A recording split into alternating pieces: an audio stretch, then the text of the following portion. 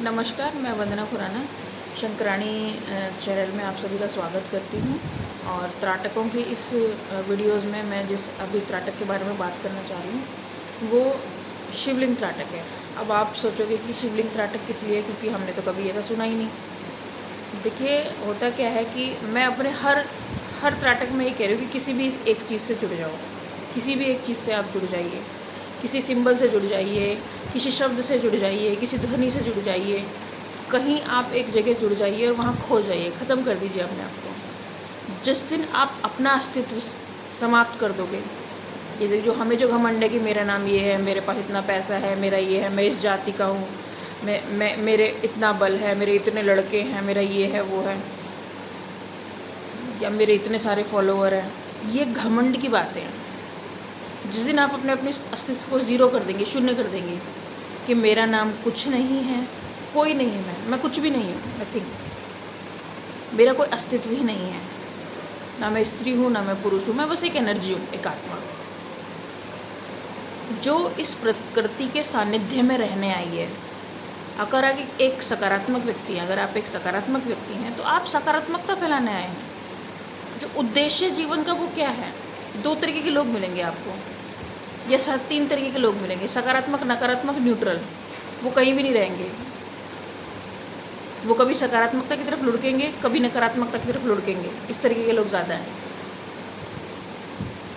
तो अगर आपको अपने जीवन का उद्देश्य मालूम चल जाए, जैसे नकारात्मक व्यक्ति क्या करेगा, उसको पता है मुझे ये सारे काम करने हैं, बुरा काम करना है, मुझे फिर उससे इतने बेनिफिट हैं, मेरे को एक ज़िंदगी मिली है और मैं उसको जिंदा जीऊँगा। वो जब तक बुढ़ा नहीं होता, जब तक उसके हाथ पैर चलने बंद नहीं होते, तब तक वो खूब बुरे कर्म करता है। लेकिन एक समय ऐसा आ जाता है कि उसको भी मानना पड़ता है कि हाँ, प्रकृति की कोई शक्ति है, चाहे वो किसी को बताए या ना बताए। उसी प्रकार से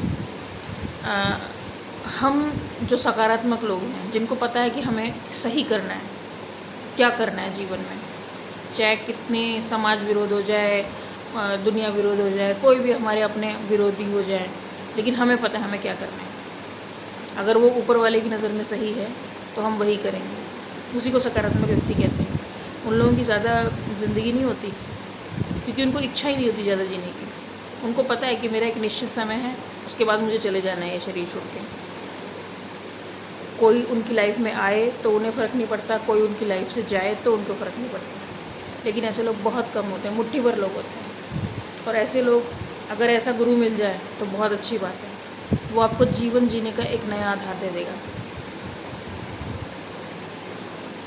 तो इसीलिए इस त्राटक के माध्यम से मैं आपको बताना चाहूँगी कि देखिए, शिवलिंग की जो आकृति है वो दो तरीके की एनर्जी का कॉम्बिनेशन है।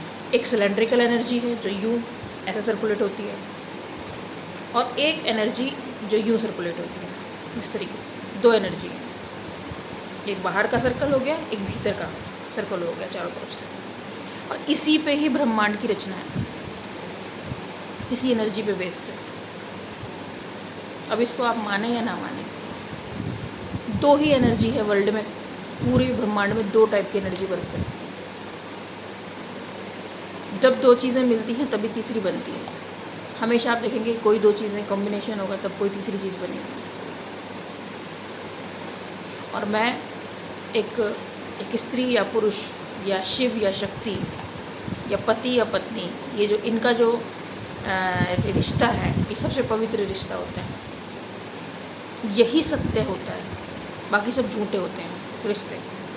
कोई किसी का ना माँ बाप है, ना कोई किसी का बेटा है, ना बेटी है, ना भाई है, ना बहन है, कोई नहीं है, ना कोई रिश्तेदार है किसी का।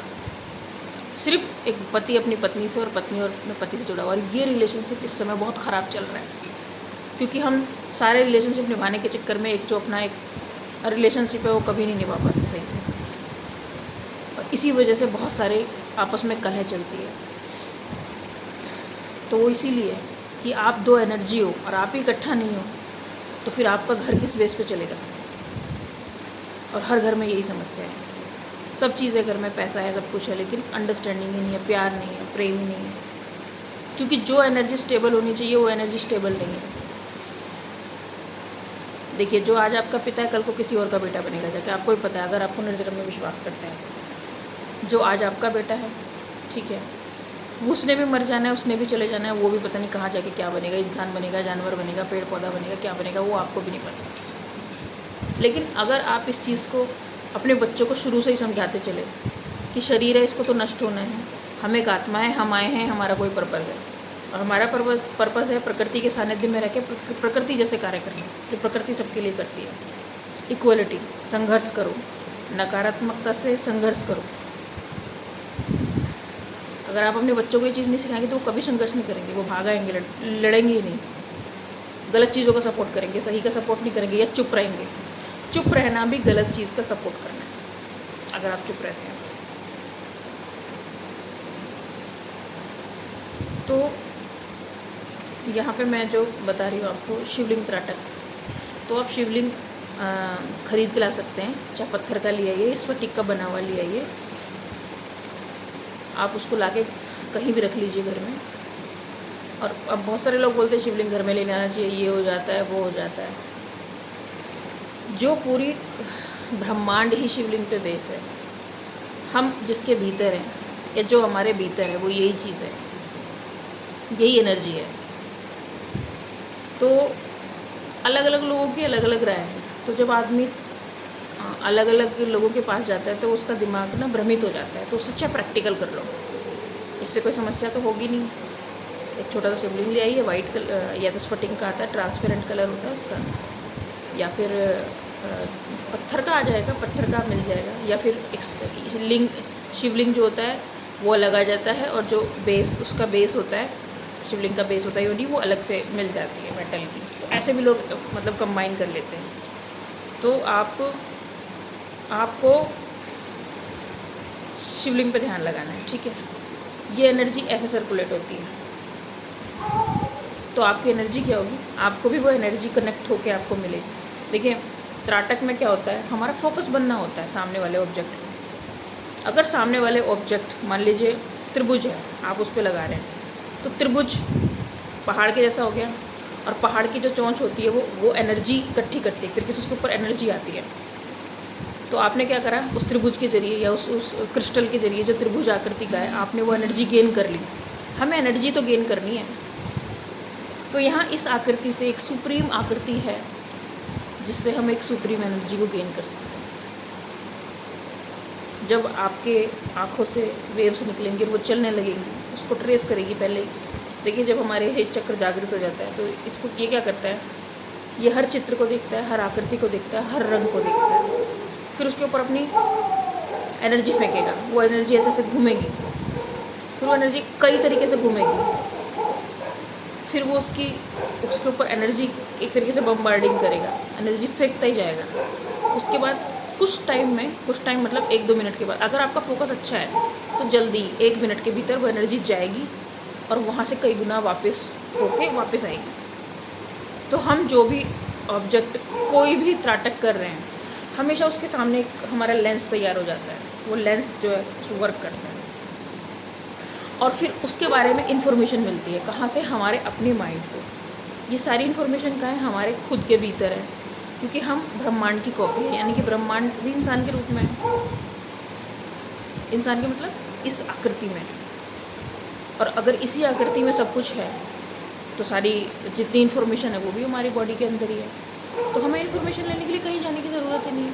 अगर आप किसी चीज़ को सोचते हो कि सही है या गलत है, मैं कैसे पता करूँ उस चीज़ के बारे में, तो आप अपने आप से जुड़ जाइए।